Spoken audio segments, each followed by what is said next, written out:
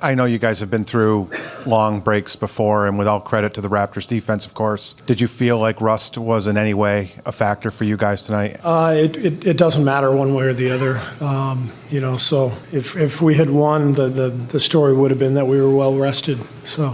But we lost, so we were rusty. So it doesn't matter. You've played against these guys. You know how long and athletic they are. But was it a little bit of a shock to the system, you think, for your guys offensively to play against that kind of length? And do you think maybe you figured some things out or found some more space as the game went on? Well, I think that, the biggest thing coming in is we really didn't feel like we knew this team very well. Obviously, we only play them 2 times a year, and this year's team is different with Kawhi and the 2 meetings that we had with them. A lot of guys were missing, including Kawhi in Oakland. He didn't play. And then I think Steph missed the game up here. Other guys were missing. So it's going to be really good for us to have a game on tape. I thought we made a good effort in the second half, got back in the game. Our guys did some good things, but made too many mistakes to actually go ahead and win the game. Defensively, you looked like you were pretty successful in limiting Kawhi Leonard. What was your thinking or strategy regarding that, and how do you think the Raptors were able to take advantage of whatever that strategy was? I mean, Kawhi didn't have his best game to standards, but other guys stepped up. I mean, Siakam obviously had the game of his playoff life. Give him credit, running the floor. So we'll have to get back on defense next game and really limit their transition points, make them beat us in the half court. And we did a good job limiting Kawhi, but it's not Kawhi Leonard, and it's the Raptors. So we'll go back to the drawing board and see what we can do better for Sunday. What did Pascal Siakam do to give you guys so much trouble tonight? I think he played an amazing game, obviously, but he got out in transition. A lot of our transition D was horrible, and I let him get in the rhythm in the first half, first quarter really. So I got to do a better job of taking his rhythm away, and I will. But he had a great game. But that's on me. Given that it was his first finals game, did it surprise you that he was so aggressive? No. Different people react differently in different situations. No, I don't. But like I said, I got to do a better job of taking them out the game. Just wanted you to talk a little bit about that post-game scuffle between you and Drake. You got a question about basketball? It wasn't really a scuffle because I didn't hit him and he didn't hit me, or I didn't push him and he didn't push me. We talked. We barked a little bit, but I wouldn't necessarily consider that a scuffle. Not really what I personally would consider a scuffle. What do you take from this game? This is the first time you guys have lost a game, one of a finals game. What are the good and bad things you take from this specific game? And obviously the bads, we were down 0-1, but it's not the end of the world. New experiences for us all the way through, but we've proven our resiliency and ability to win games that we need to, and kind of answer the bell and learn from nights like tonight. So key call-outs or fast break points that they got, whether it was a make or a miss for us. A couple of sloppy turnovers that really didn't kill us, but just added to their momentum. Obviously Pascal had an amazing game. He pretty much found a bucket wherever he was at, and all 5 guys got to do a better job of just being physical, being alert, and we'll be all right. This is the first time since Steve's been coached you guys dropped game 1. What do you think changes, if at all, from a mindset perspective for y'all dropping into an early hole like this? Nothing really. I mean, it was a great atmosphere out there. They obviously played well, but our confidence remains the same. Block out all the noise about how, what these are first and this and that, and kind of the doubt around it, around our team. It's just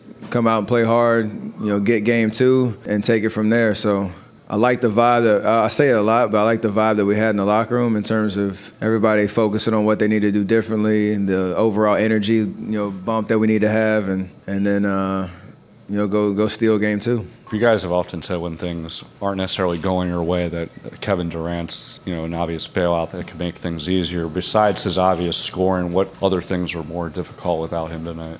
KD is an all-time great player on both ends of the floor, so I could sit here and talk for days about what he adds to our roster.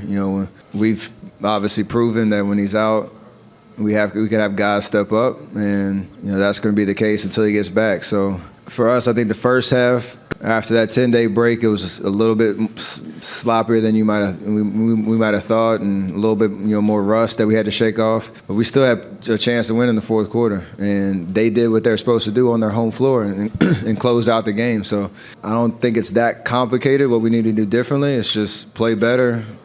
Take away the easy buckets for them, control the momentum a little bit better, and we're definitely capable of doing that. No matter who's out there on the floor. You guys don't really have that much tape to work off of with this Raptors team. I mean, I know you're very familiar with Kawhi Leonard. Did you think that posed a challenge as well?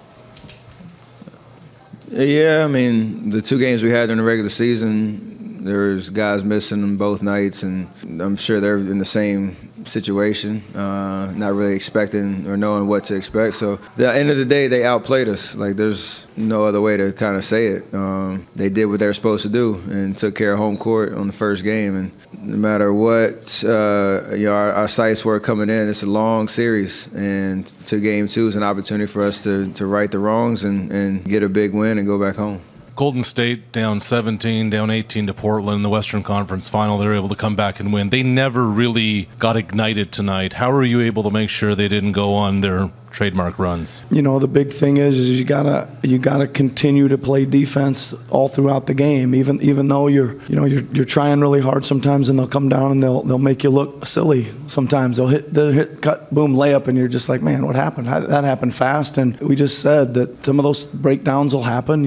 We need our weak side to be good. We were close a few on and just didn't rotate on a few of those. You take it out and you go back down and you try to answer. You get a shot and you try to answer, and you try not to have any droughts on offense because, their ability to score quick. I think, again, as I kept saying in the Milwaukee series, offense is really important for us here, taking care of the ball and getting shots and getting some to go through the net, because if they take it from you, they're down the floor in a hurry, probably spraying for a 3, and if they're playing off the rim all the time, they're coming downhill fast at you and either at the rim or spraying. But they held you, pretty in check in that first half, but in the second you were able to open up a little more. What were they doing that was effective in the first half there? They did a good job both halves of, blitzing my pick and rolls, keeping a third guy in the back, not letting me play one-on-one. That's pretty much it, just not letting me get no easy looks, bringing 2 to the ball, and if I get by, that third guy's coming. My teammates played well tonight, so, it's a team game. If they're going to play like that, then, guys are going to play well, get wide open shots. Kawhi, everybody knows the Warriors have been in the last 4 finals. They've won 3, all that. What was your conversations like in the locker room the last couple of days leading up to this? Was there some sort of discussion about how they're human just like everybody else, or just trying to bring them down a level? No. We don't have conversations like that. We know that they're human. They're a great basketball team, talented players, high basketball IQ players. You just got to go out there and compete, take the challenge. We know they're going to make, big shots, go on runs. It's about just keeping your composure and keep fighting through. Don't put your head down when Steph or Clay make big threes. Just keep playing. Before you succeeded so much in the finals, you weren't universally recognized as a star. Pascal Siakam wasn't an all-star this year. I'm wondering if you talked to him at all, or he talked to you about capitalizing on competing on this stage. He doesn't need no prep talks. He's going out there doing it. He's not a guy that's shying away. He's very aggressive when he's on the floor. When we talk, it's just a group effort. You know what I mean? And hopefully everybody hears it and brings it to the game. Takes the knowledge, put in our knowledge and experience from past times, and that's all we could do. It's a team basketball game. Warriors come in, they've been through the finals before. There were some people wondering how would the Raptors handle the stage? How would they handle the moment? How do you think you guys responded tonight?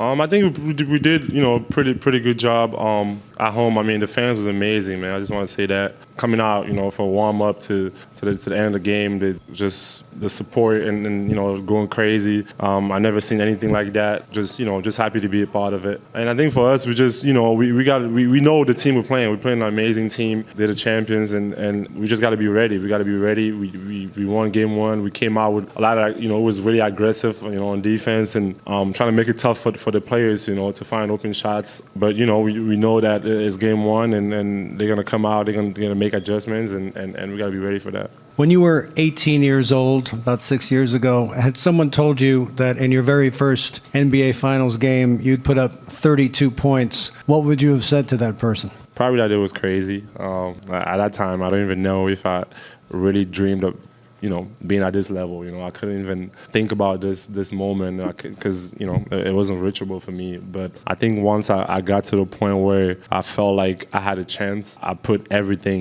forward and I just worked really hard. Obviously with the help of a lot of people, my family, everyone, the Raptors organization, all the guys that I work out with this summer, Rico Hines, so many people. We just continue to put the work in and prepare for times like this. I think believing that it was possible, I put everything that I had to be at this level.